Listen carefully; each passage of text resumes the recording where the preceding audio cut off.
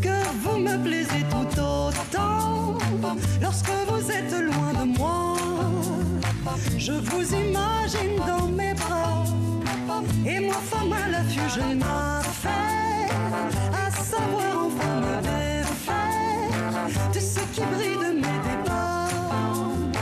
En attendant dans nos ébats, moi je l'avoue, j'aime cette lumière bleue qui irradie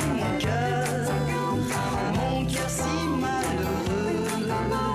Lorsqu'il n'est pas sous votre chaleur, cette lumière bleue qui émane de vous qui pouvez autant ne voulez que me réchauffer.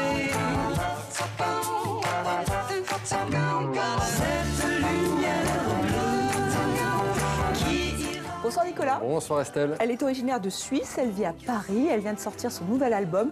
Nour, c'est vraiment votre révélation. Ouais, de révélation de cette fin d'année, effectivement. Estelle, j'ai adoré son timbre de voix et ses mélodies légères qui nous font voyager. Dans cet album, en fait, Nour explore toutes les formes de musique, oscillant entre jazz, chansons françaises, pop et ballades romantiques. Et dans chaque chanson, justement, Nour y ajoute à chaque fois son petit grain de folie très rafraîchissant, il faut le dire.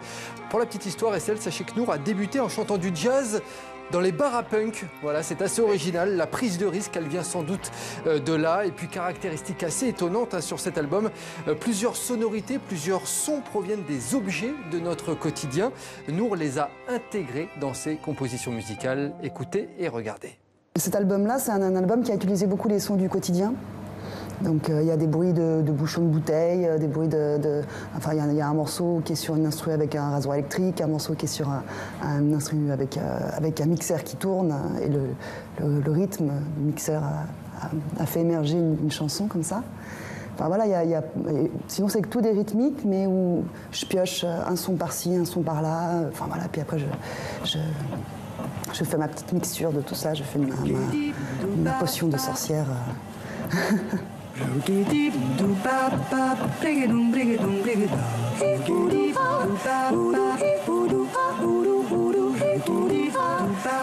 Chaque chanson comporte ces éléments-là. Maintenant, on n'entend pas forcément dans tous les morceaux de la même manière.